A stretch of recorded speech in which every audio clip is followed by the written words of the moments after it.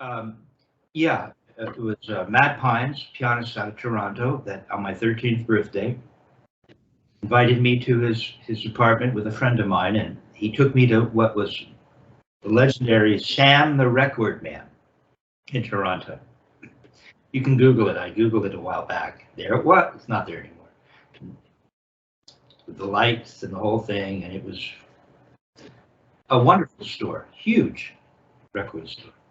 And he went into the used section and maybe pulled out like 6 records. The 3 that you don't have, okay, you need to get Chick Corea, Leprechaun,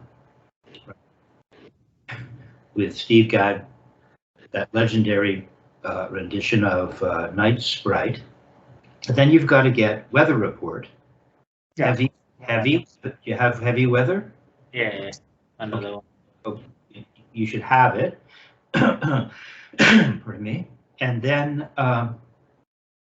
Herbie Hancock Thrust with Mike Clark. It's a legendary record. Mike is considered the bridge between jazz and rock. He was that drummer. I mean, Bobby Colomby has a reputation that way as well, but Mike Clark is legendary because of bridging those 2 worlds. And that record represents Mike Clark doing that. And Mike Clark is the nicest guy. I had Mike come out, and I featured Mike at my drum hang. I had my drum hang going for years. At the Big Potato, towards the end, I moved to the Big Potato, and so many famous drummers were there. It's really neat. Mike Clark showed up and played on my drums. He said, "Kevin, is it okay if I think he wanted to tune my bass drum up a little bit?" That's all he wanted to do. And yeah. And he was out back behind the Big Potato putting tape on his cymbal, trying to get just right. So, and so Dick Wilson really respected Steve Gadd. Get back to where we started, and I remember being over at his place where he said, "Hey, let's put on Night Sprite," and he was transcribing some of it. So you should check out that Steve Gadd video. If you get a chance. Absolutely gorgeous rotation. Really got the fulcrum in the right, and awesome. Okay, so we're looking at going and turning for 2 notes. We're thinking about rebounds now, right? And I created an exercise where you went from turning for 2 in each hand and then throwing for 2, right? I believe I started with the turn and then included the throw. Then we went back to the turn and you turn. And as the iteration where it would make sense in terms of the speed, I had you turn that into roll strokes. Roll strokes are going to involve, if you're playing them as rebounds, are going to involve certain key aspects of this technique you're studying, Murray Spivack technique, out of the Murray Spivack Percussion Studio Library. And so I won't be Socratic. I'll keep it moving here. What is involved with a wrist turn double, a rebound, is, as opposed to a throw, is a wrist turn, right? We have to have a wrist turn, which is obviously something that is to some extent eluding you, in that you started today and you said, "I want my singles." That I know you've got, especially your left hand, you have a singles issue, and so if you don't have a good wrist turn, have a good single or singles, that will obviously affect your ability to play good rebound doubles. Now, if we're going to play roll strokes, now you also have to have knowledge of the single stroke, which is an upstroke to a downstroke. So at least those three elements, which is kind of four elements, but Murray took an upstroke and a downstroke and called it one thing. A single stroke involves an understanding of the up, understanding of a throw, of the down. Okay. So those are the elements. We have, make it more simple, we have, we'll call it a single stroke, up and down, and then we have a wrist turn, and then we have to consider the fault. We have to consider the fulcrum if we're. I don't know why he would be calling me. It's funny. I'll deal with that later. It's a saxophone. And so we have to have really, really good knowledge with regards to the fulcrum. So if we're going to go into doubles rebound and then turn those into roll strokes, that's going to involve the need to understand this Murray Spivack single stroke. Okay. And so you have the Spivack upstroke and downstroke exercise. Yep. Okay. So you don't have accents and rebounds, do you? I think I do. Well, you don't have it nearby. That's it's okay if you don't have it nearby. I came up with kind of a oh, good. Okay, maybe we'll get into that. Maybe we'll get into that next time. But in the meantime, I came thinking that you didn't have it. That's cool. Glad you have that. I also want you to get nard. You told me a while ago, so I bought it. Okay, good. You remembered, and I hope you get nard. Yes, I still need to get it. It's hard to get it in Europe, actually. Yeah. Well, I think it's been reissued, so it might be easier. Or you'll have to call Stan or Jerry at Pro Drums in LA and say, "Would you please mail it to me?" And they will. So, pardon me. Going back to matched here. Let's see. All right.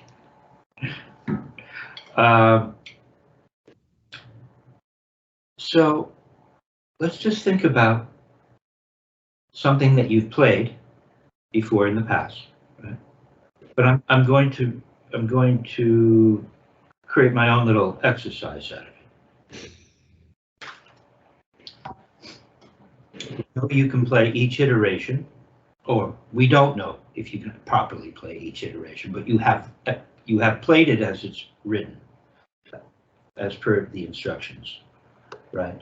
But instead of playing one iteration over and over repeated, what I'm going to have you do is move from one iteration to the next, there are four iterations, and when you get to the last one, you're going to go back to the first iteration, and you're just going to cycle through that.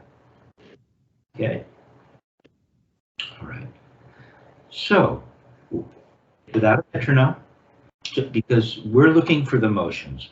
We know we can play this a bunch of different ways, but what we're looking to do is teach you how to play this exercise using this particular technique.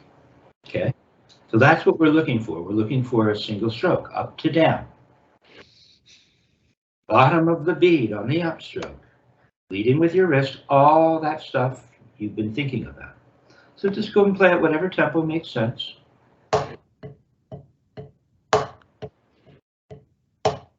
Hold on, Beth. What I want you to do, check out, okay.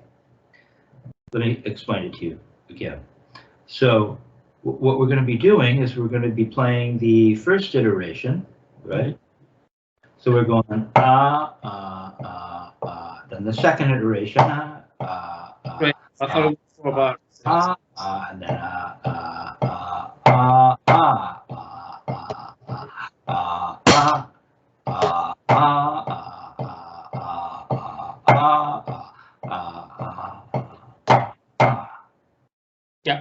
4, 4, 4, 4. So it's all just one bar. Cool.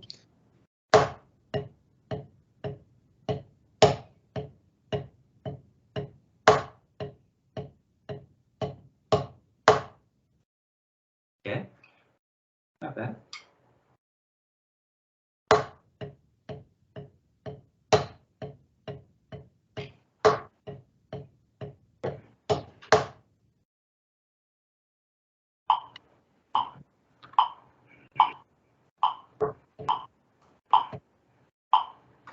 Now let's start at 60.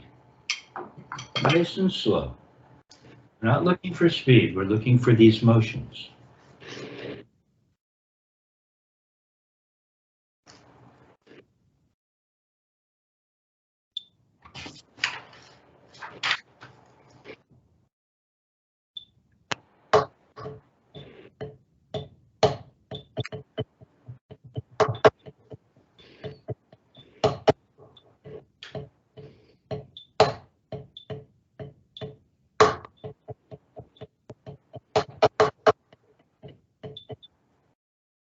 Okay, you want to keep going.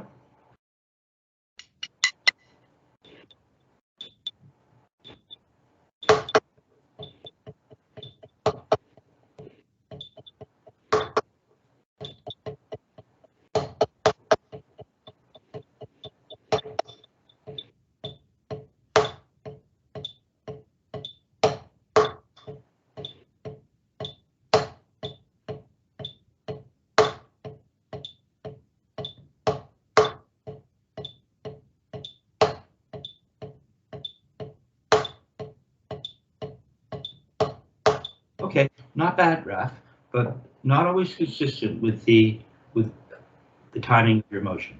You're right. Not bad. So we're looking for ah.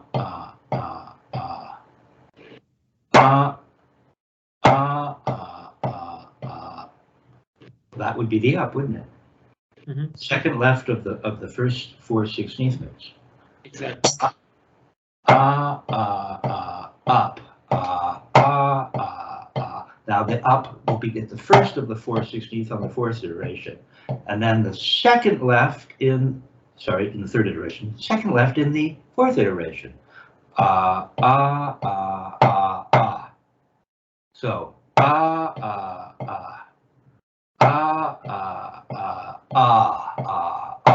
Just play that far. So from the beginning, right? Until the second accent. Thinking about where the up is in the left. Up. Okay, stop. Do it again.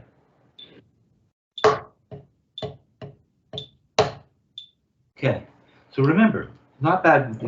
What we're trying to accomplish here is we're trying to make the up part of the motion. We're trying to make it part of the motion. Part of the motion. We don't tap and then go up. We don't go up and then tap. We time it so that it's how would you say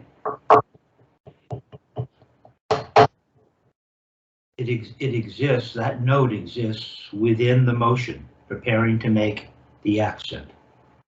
Okay, go ahead.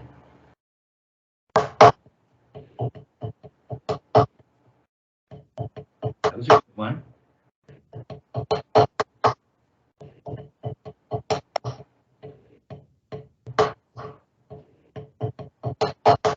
Good, Ralph, good.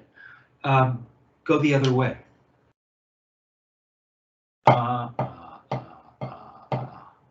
I'm not used. I'd like. It would be helpful.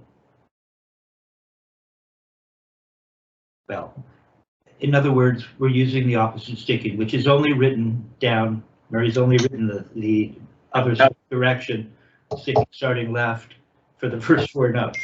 But you know it's always starting left, right?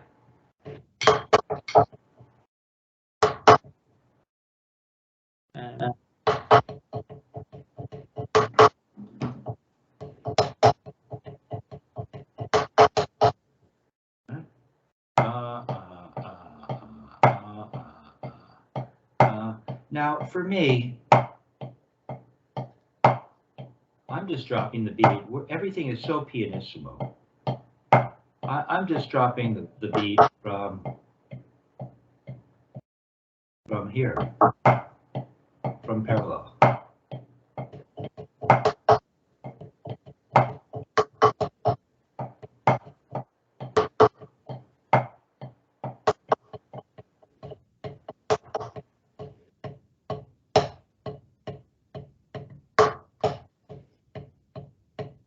Okay, let's take a look at the just the first iteration again. So it's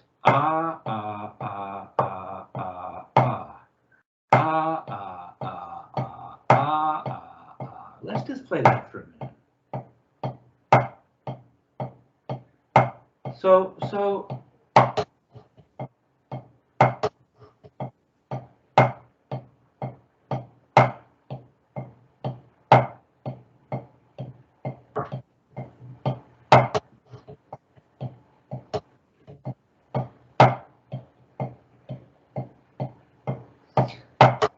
I think right now for you to help you really feel playing from parallel, we're just going to play the first iteration over and over. Okay, I want you to do that right now. And I want everything to come from parallel.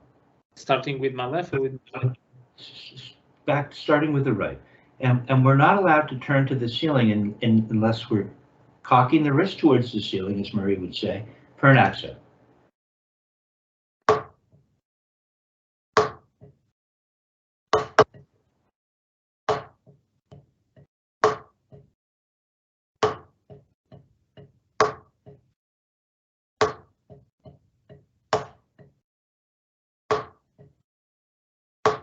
Good, Raph. Go the other way.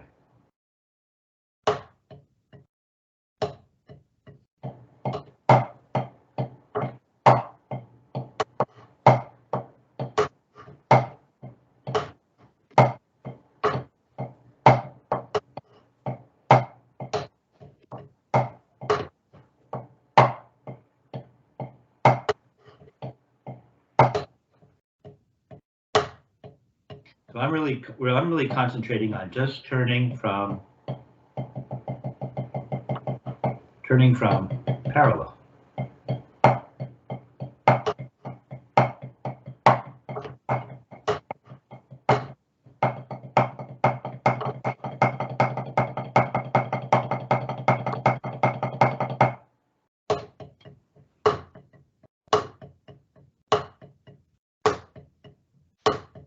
Good. Okay, it's not bad.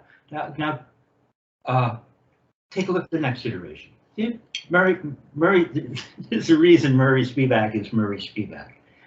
Right now, it makes sense to really focus in on one iteration at a time to really get this.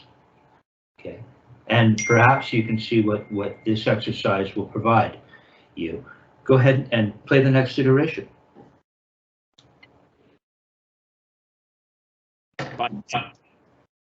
You need the metronome. You need the metronome going. We're going to start right.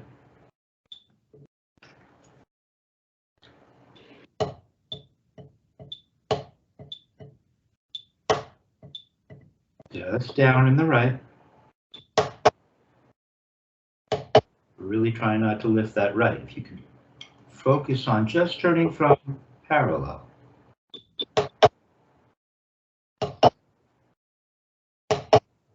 Good, right. On the left is going to bend from parallel, touch as part of the motion up. No, it doesn't start with an accent. Maybe I'm not hearing. Go ahead. Oh, by second you mean that? Okay, got it. It's going to start right. Play the second iteration. Okay. Start right.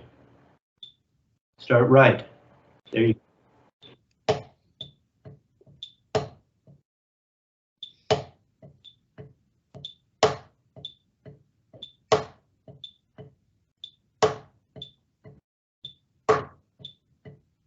So we're playing this as like eighth notes, huh? Okay, playing them as eighth notes. Yeah, true. The metronome is a quarter note. Okay, that's fine. Okay. All right. Okay, play the next iteration. Yep. This is, by the way, this is what Steve Gadd does in his video. He'll take a pattern and he'll shift it and move it. He calls it displacing it. Yeah. And so this feels like it's landing on 3 or on the 1, however you want to count it. Okay, now play the last iteration. Now we're trying not to turn to the ceiling.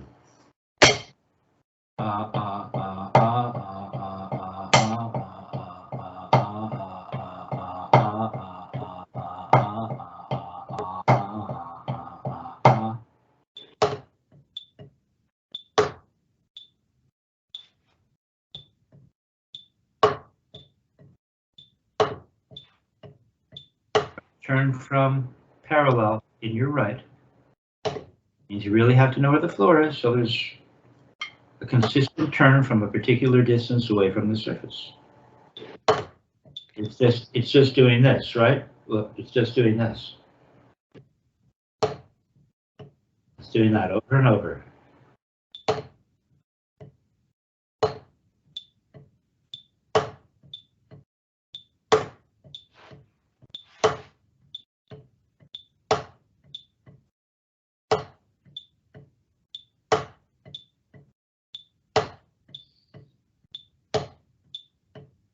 Okay, now put the metronome up to 72.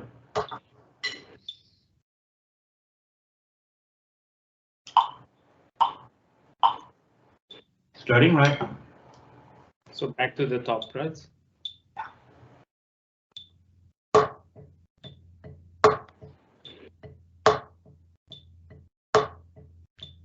Okay, and play number 2. Next iteration.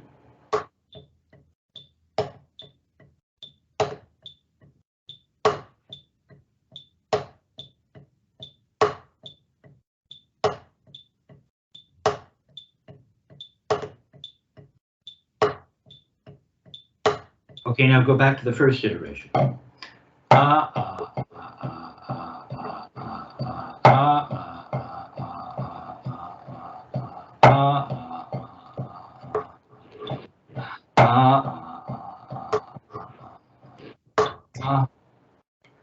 now I want you to play it twice as long. Still one accent.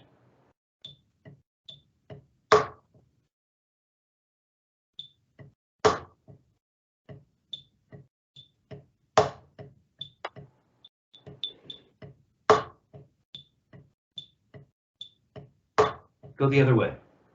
Play the next, in other words, play the next iteration. Play the next iteration.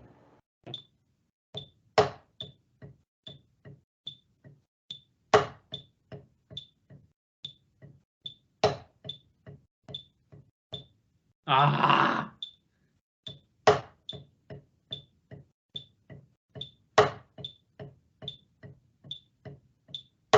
Okay, so you'll notice. Okay, let's put it up to 80. Put it up to 92. And same. Starting right.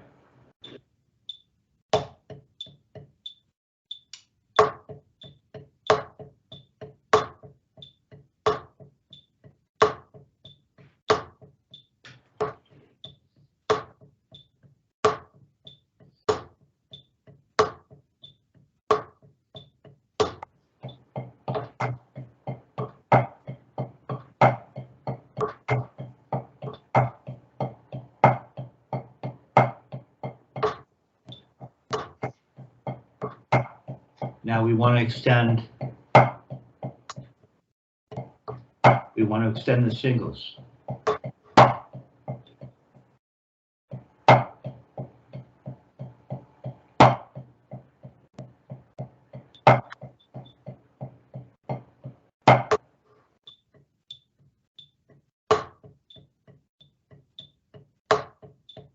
Okay, Okay, so tell me, what are you feeling in your hand when you're playing singles?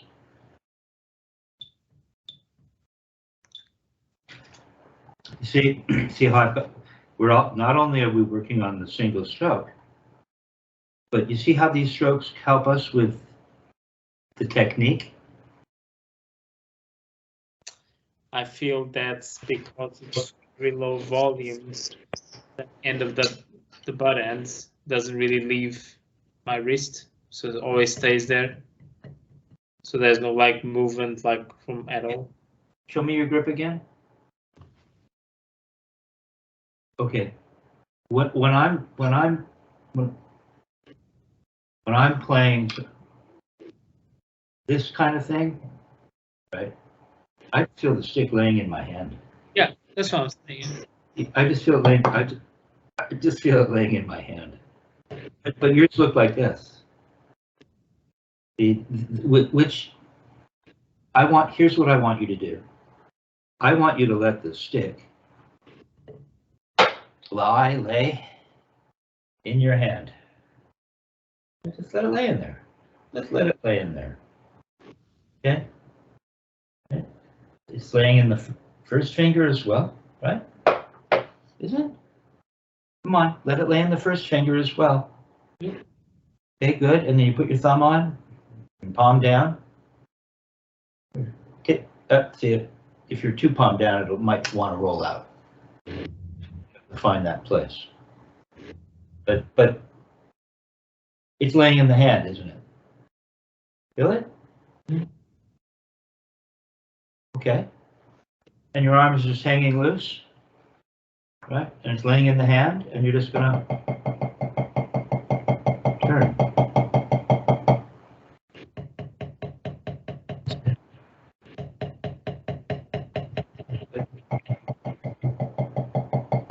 We're turning from parallel.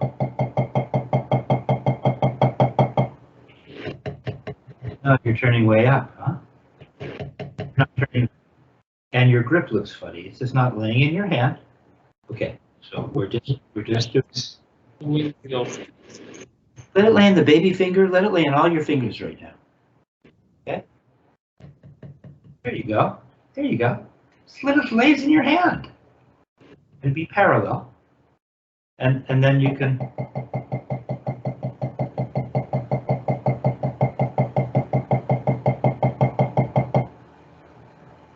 So you see, the stick is just going down thusly, right?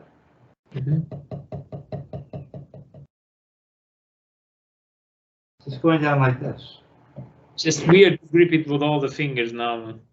Now, Richard Martinez calls this going down flat. See how flat this looks? I'm not going like this. I'm going like this. It just goes down. Laying in the hand, arm relaxed, and it just goes down. Now, with the context of this, and then we're just going to go back to going down from parallel. Now we're going to go up and turn. Go 1, 2, 3, 4. 1, 2, 3, 4. 1, 2, 3, 4. 1, 2, 1. Why did it come up? After you do this, why did it come up? You make your strike, you're gonna make your blow, as Murray would say, and then you're just going to turn.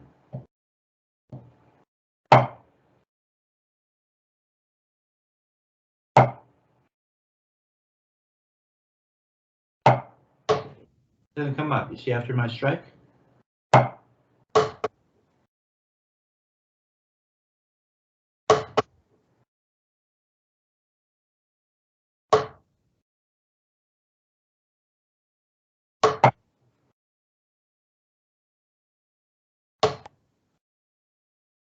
He just wants to come up. Why is that?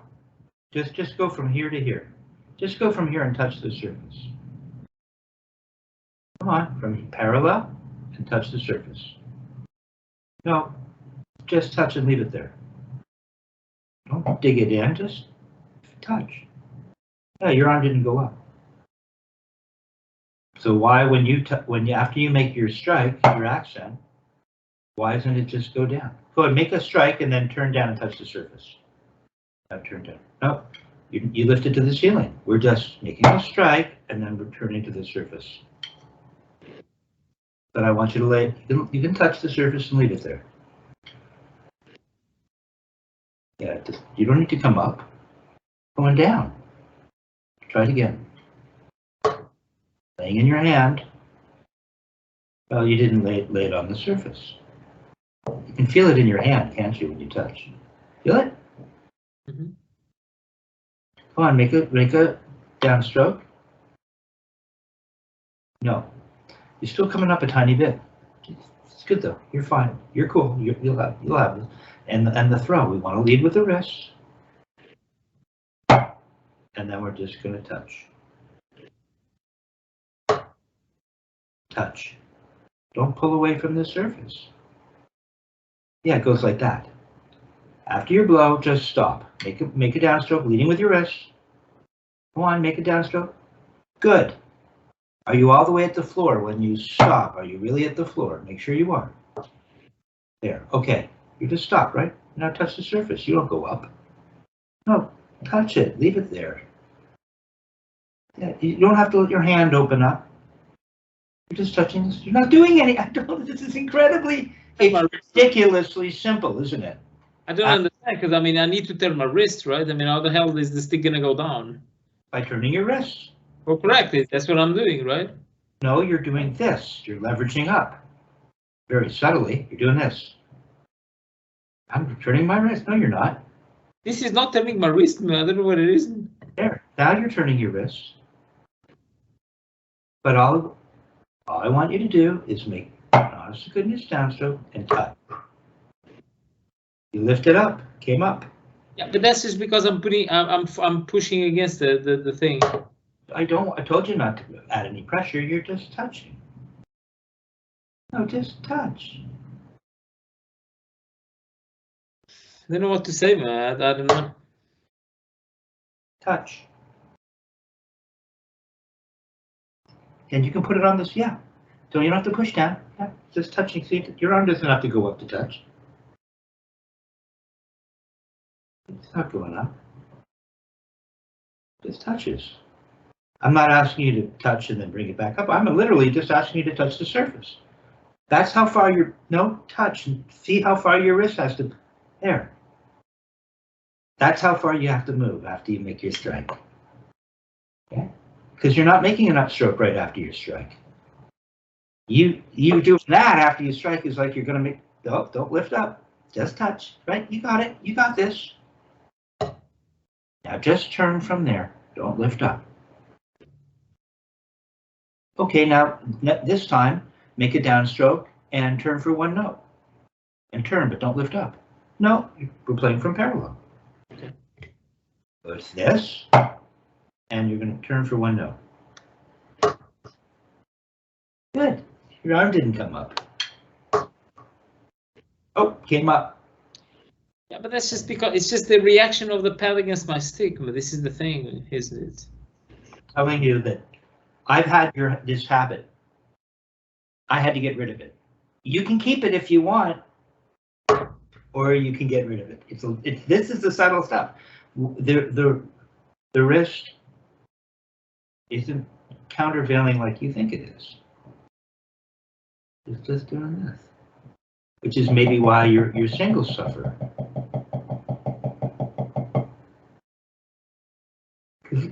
That's what you're doing. By getting these little things, this is going to improve your. There you go. Okay. There you go. Okay, so you're going to make a downstroke. 1, 2, 3. You're going to play 4 notes. That's pretty good, but keep them in time now. We were at 190. We were at 92.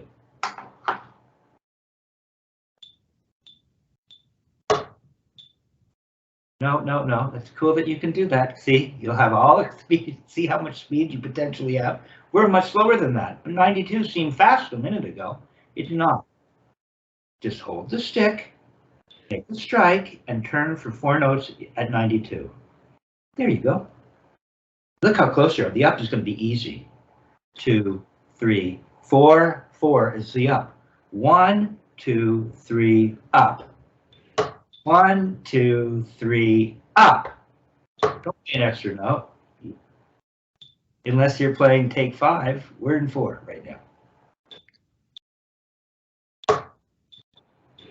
There you go, you got it. Yeah. Let it lay in your hand and turn. Good.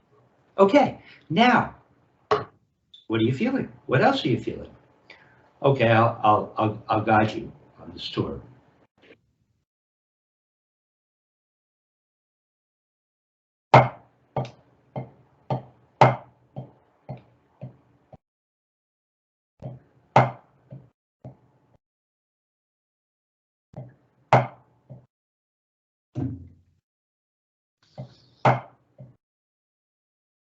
Tell me what you're feeling. Go ahead and play and study your left hand was making the downstroke.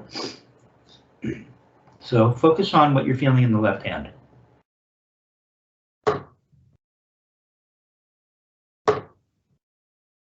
No, no, no. I want you to play all 4 notes. 1, 2, 3, 4 notes in each hand. 4 notes in the left. So it's twice as long. It'll be 8 notes altogether. Now, come on. Don't give me this. Give me a throw.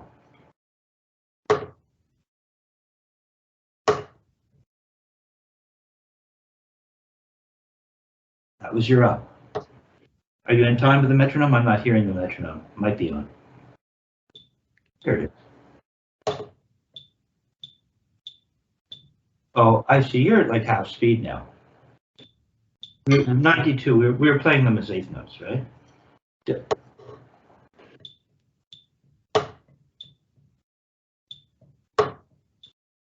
Good, Raph. You're nice and flat. You're going down flat, aren't you? Look how flat it is. Don't let your baby finger stick out. I thought it was kind of laying in the baby finger too. It's just laying in your hand. It'll lay in there. We're not playing rebounds or double. You know, we're not playing anything other than singles right now. And an upstroke to a downstroke. Lose concentration. Now play in the center.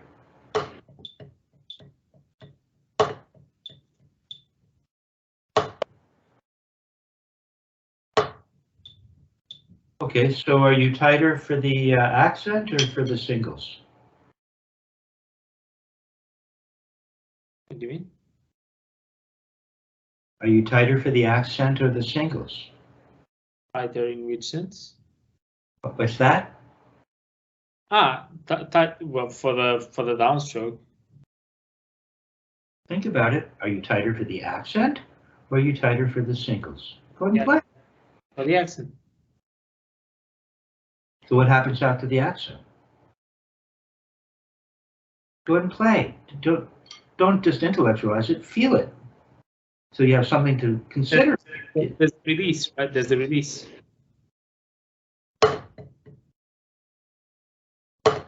You see, if I hadn't mentioned it, you never would have known.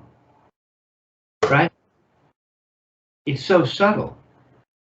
It's so tiny, isn't it? But you are a little bit more close. Having made an accent and having the beat stop down, stop low, right?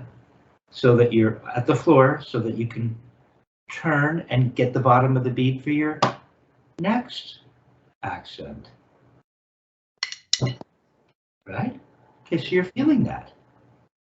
That's good. Let me see in the right if you have a similar will or propensity to want to lift after your accent instead of just turning from parallel. Don't lift up for those singles. You stay right there where you are at the floor. Right there. Don't lift your arm up or leverage up at all. There you go. There you go. See how flat it is? Now you see there is a little bit of a feeling of release. and you don't do it. You see, if you mention it, it spoils, it can muck a student up.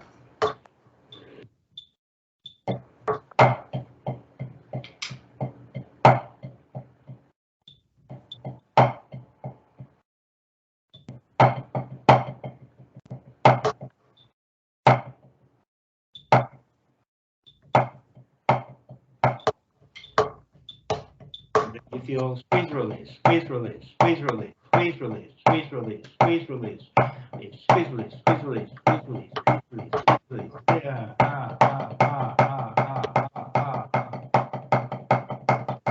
You go like this.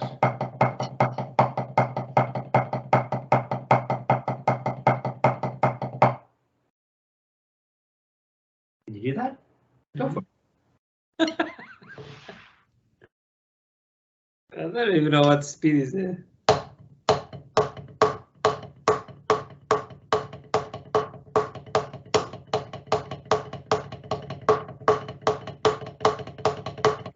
Is you've lost. You had it for just a minute there. You really got to get flat. You got to come down. Come back down. You can't let the bead pop up. You can't let you don't want to let the bead pop up.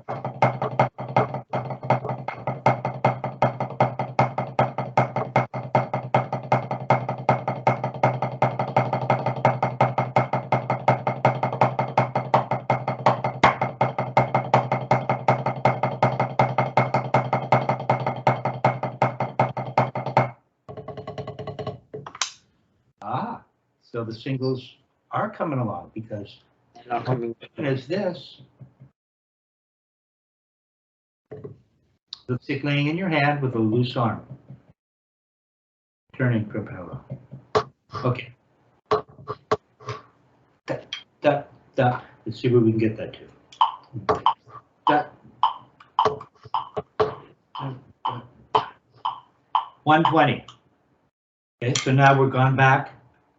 I wanted you to play more singles so that you could go from an accent and then release and feel the singles. Because you're not squeezed for singles, are you? No. It's just laying in your hand. Then you go to make an accent and there's a tiny bit of closure. And as Richard Wilson would say, Richard Martinez would say, I'm sure Jack Virgo would say it, you only release what you squeeze. Okay, that's the gig. Go for it now.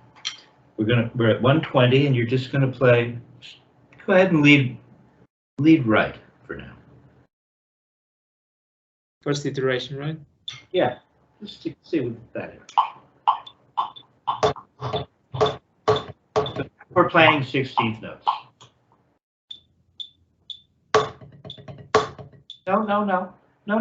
Play the exercise, but play it as written now.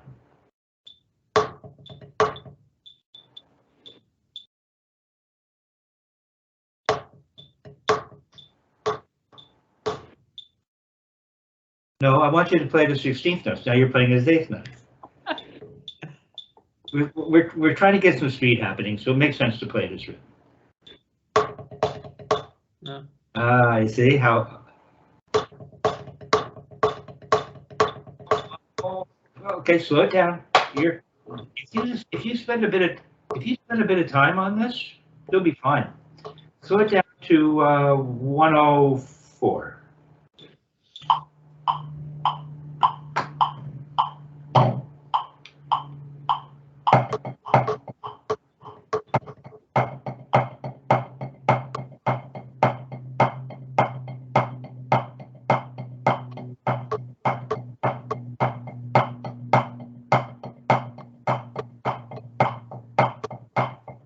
See how it looks?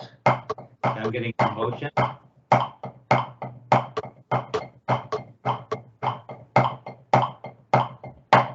You gotta stop down. If you don't stop down, you can't do this. If you stop up here, might mean you know what that might mean? Here, and here's the gig. It might mean that you're squeezing too hard. That's why you got to be careful. Sometimes it's better to let the student go without knowing what it is they're doing, so that they don't Watch what happens if you squeeze too hard. This is what can happen. And you end up here. So it's very subtle. Still too fast for you. It's real close. But back to 92. I think 92 is your top speed right now. Is it too fast, man? Well, because it started, you're losing the motion. It's becoming this. Watch. Not bad there. If I start to see starting the little pumping action here, the bicep, and so you're not always, if you don't stop down, you can't make a proper up. So you're not really making, look, here it is wrong. Look, but it feels tight because I'm not really.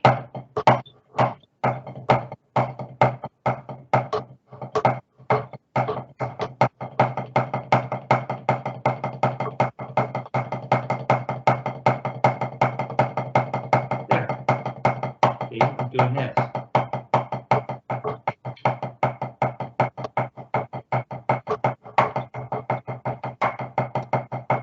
See, it's got to stop down. It's got to stop down.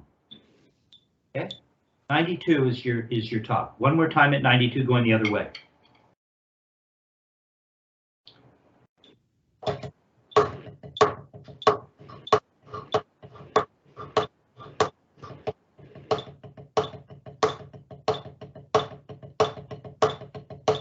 Where are you playing? Where are you playing? Where are you playing? It's good, Raf, but concentrate on where you're landing on the surface. Be out of tune if you're not landing in the center. Good, Raf. Good. See, so you're there for playing stuff on the hi-hat. Stop low. There you go. Good. 92 is good, man. You should feel content knowing you got this motion up to 92, that you can play from parallel and not turn to the ceiling, that you can make an upstroke, that you can feel squeeze and release. Yeah. And what's interesting is often this technique seems so simple. It's like, well, I don't really, what's the big deal? Exactly. It's not a big deal. But when we sped it up, it started to turn it there. And that's just tight. That's not what we're looking for. See, we get twice the speed with half the effort because we're getting a note for free on the way up. The other thing we're getting release. So it relieves us of any tension we're building up. Right? As soon as you start to do this, you never get a relief. You're never getting release, release, release, release, release, release, release, release, release, release, release. So it keeps you can go all night long. I'm not turned into, and you can hear it in guys playing. You can feel the tension. You can hear the tension. That's what we're getting rid of. It's nothing, and it feels like nothing. Good. All right, now. Okay, now we're going to take a look. We were at 76. We were at 76 playing. Now we're going to get into fulcrum. Now we're going to add that element.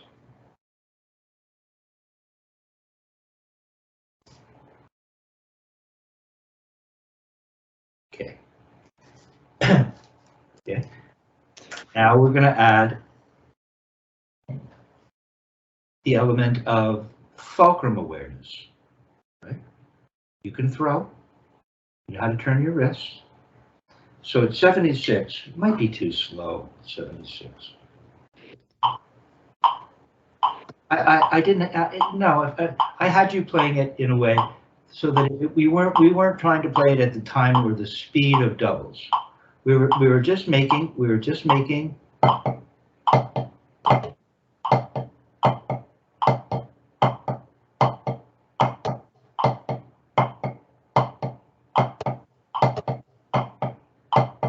Okay, it's just this easy wrist turn with a fulcrum here.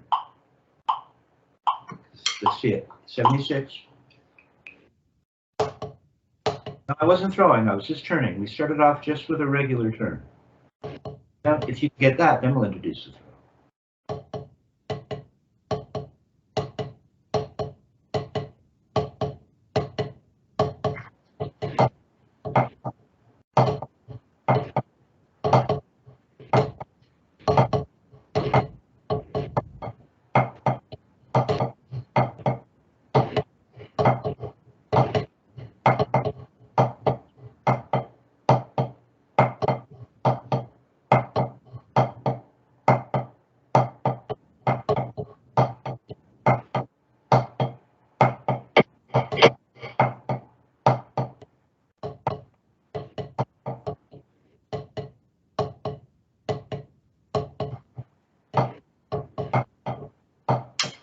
Look how open mine are.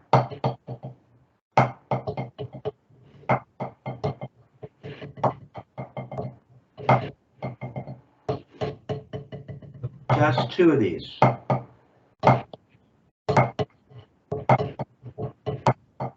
how much stick. Watch how it bounces up. See how it watch. See how it does that?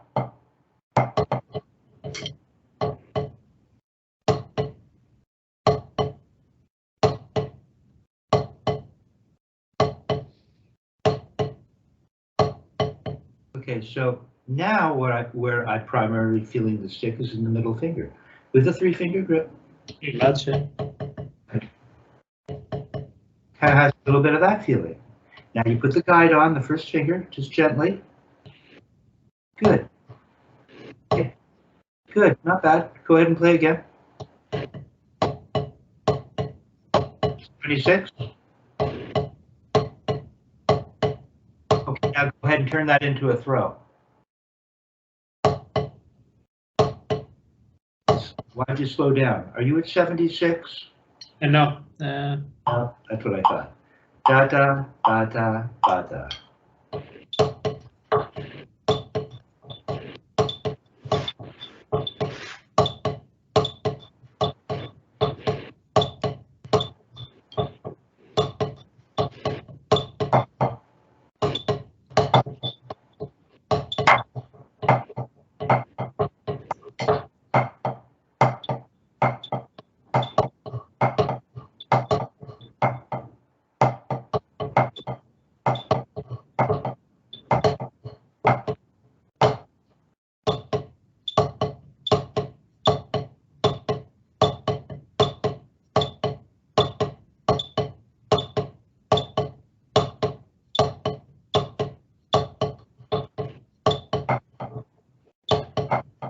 Just throw for 2 in the right.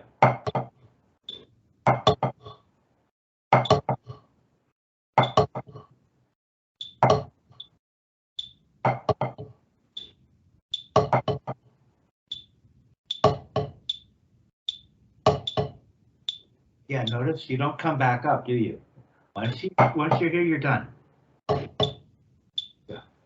Once in a while, you would go, almost like you're ready to go up again. I'm going to go up again, kind of like what you were doing before. It was after a throw for 2 notes. You don't need to go up until we're ready to go up. Okay, not bad. Okay, so now we're going to go to too slow to even turn into doubles. Really, it's a little slow. So now we're going to go to quarter note triplets. Da da. Let's see. Da da da da da da da da. So those are quarter notes. Now we're going to play eighth note quarter note triplets. 1 and a 2 and a 3 and a 4. Just turning the wrist. Just turn the wrist to start with the regular wrist turn.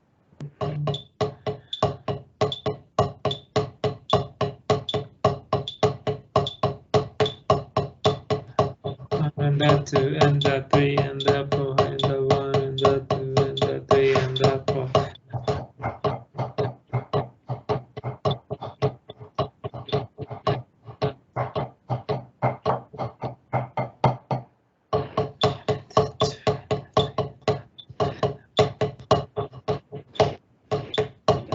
One and a 2 and a 3 and a 4 and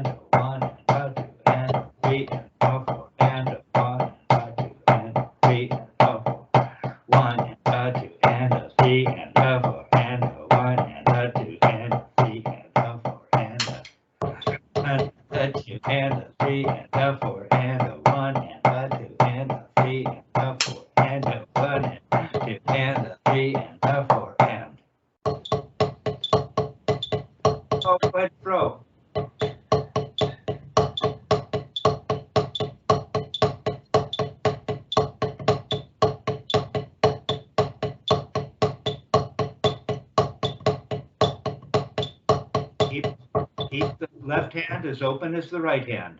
We don't need any pulling. It's just rocking over the middle finger. Back regular wrist turns.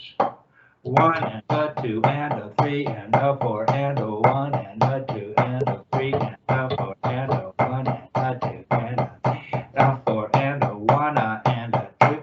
1, 2, 3. 1, 2, 3. 1, 2, 3. We'll do 7. 2, 3, 4. 1, 2, 3, 4. 1, 2, 3, 4. 1, 2, 3, 4.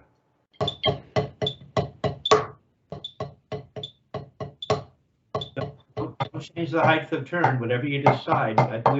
We were somewhere a little bit with more volume, the higher turn. 1 and a 1, 2, and that'll become the speed of doubles. Now you change the height of your turn. We were here. We were throwing here. And then we were just turning here. See, I want a wrist turn that proves to me and to yourself that you can turn your wrists. Oh, see here, right? We're in here somewhere.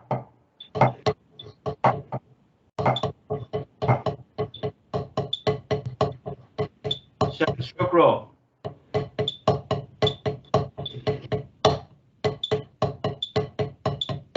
Ah.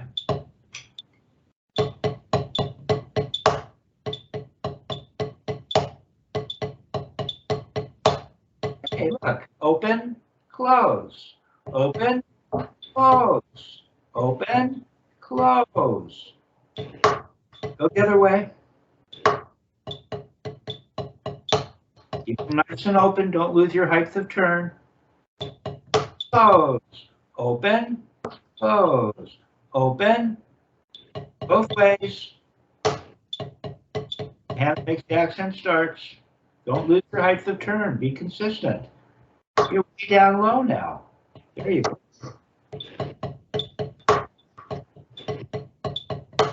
Okay, that's not bad. Feel the open and close? Yeah. Dare I say squeeze and release? Okay. Well, now we're going to play them as eighth notes. Yeah.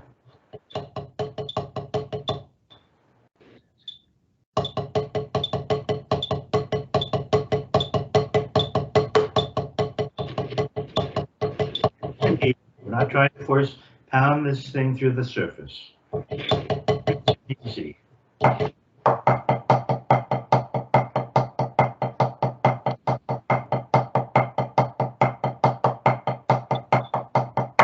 then we're gonna throw.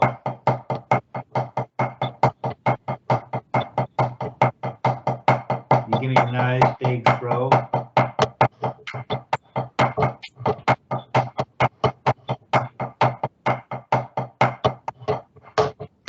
But now we'll just go back to turning. 3, 4, 5. 1, 2, 3, 4, 5. 1, 2, 1, 2, 3, 4, 5. 1, 2, 3, 4, 5.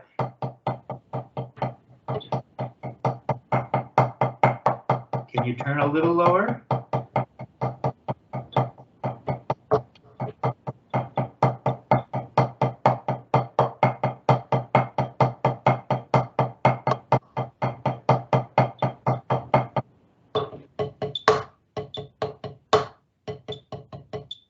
No, 5 goes hand to hand. 1, 2, 3, 4, 5. 1, 2, 3, 4, 5. 1, 2, 3, 4, 5. 1, 2, 3, 4, 5. 1, 2, 3, 4, 5. 1, 2, 3, 4, 5. 1, 2, 3, 4, 5. 1, 2, 3, 4, 5. 1, 2, 3, 4,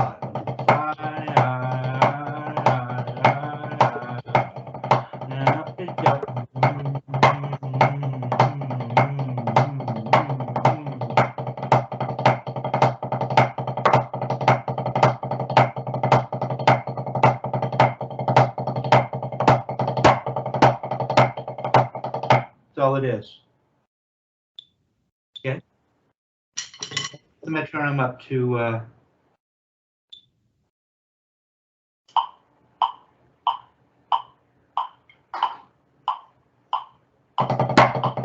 Where was I?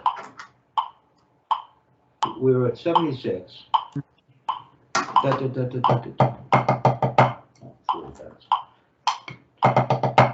than that.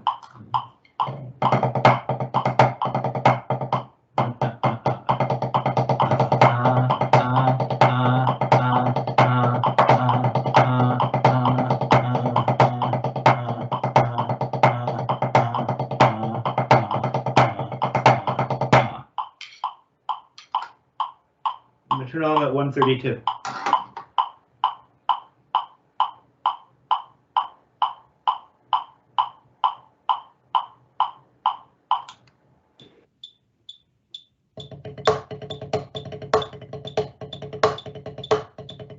Not really making enough strokes. It's okay.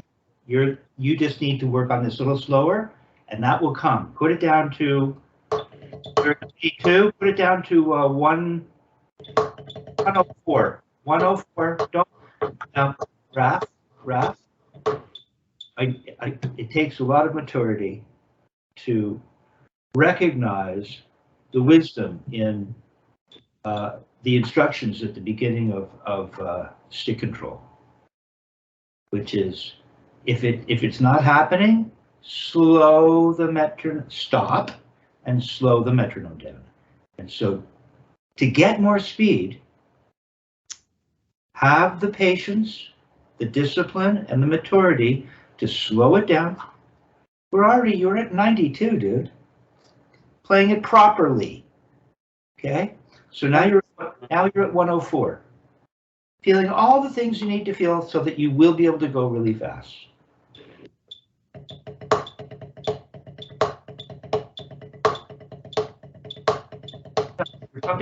Okay, just play doubles at that speed.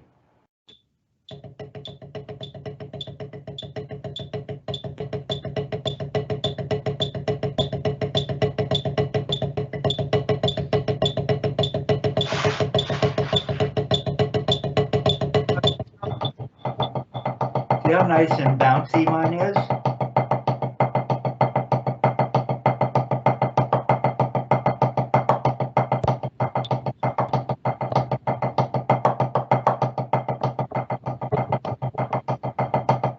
Real bouncy, isn't it? Keeping your grip. Look how bouncy it is. Look how relaxed it is. Look how relaxed it is.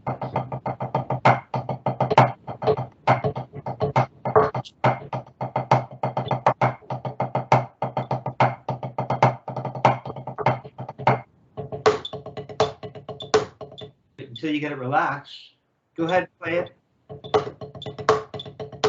Play a 7-stroke roll.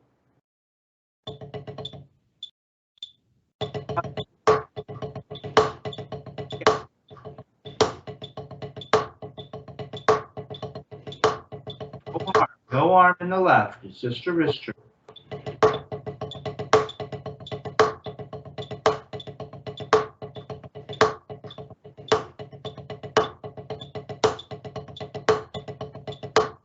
Go the other way.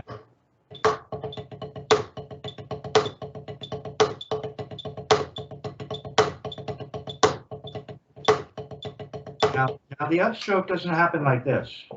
You're getting into what are you doing? You're going dabba dabba dabba What are you doing? For your upstroke, it's like you got this momentum going. But watch what really happens.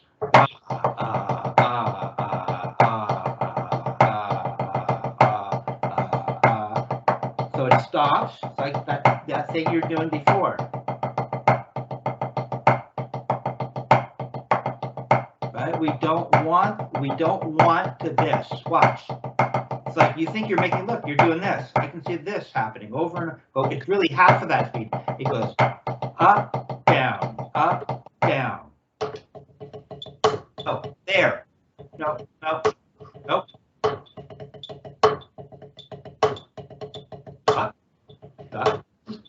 Picking away at the tiniest little nuances that are hanging you up a little bit. Make a downstroke in the left. And we kind of duplicate make a downstroke.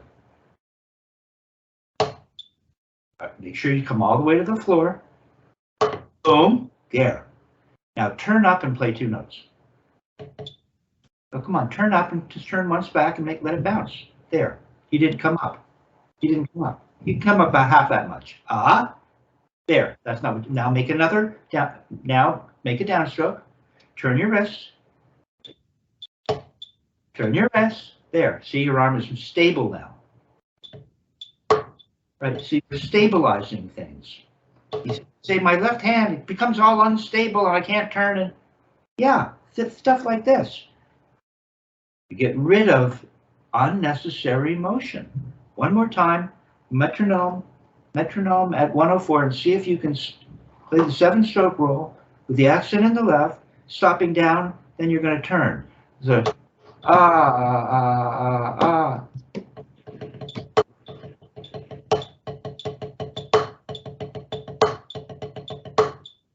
Almost. Turn. Yeah, there you go. Yeah, you see, you don't pump the arm and pretend it's an upstroke. Up, down, up, down. There you go. Good. These differences are so subtle. Someone who's been through this forever to notice them for you until you get to the point where you start noticing them yourself. And so that was successful. A lot of good moments in this lesson. And you're feeling a bunch of the critical, I hate to use the word, salient aspects of the Spivack technique. Right? 7 basic strokes. Wrist turn with the stick just laying in your hand. You got that? Right?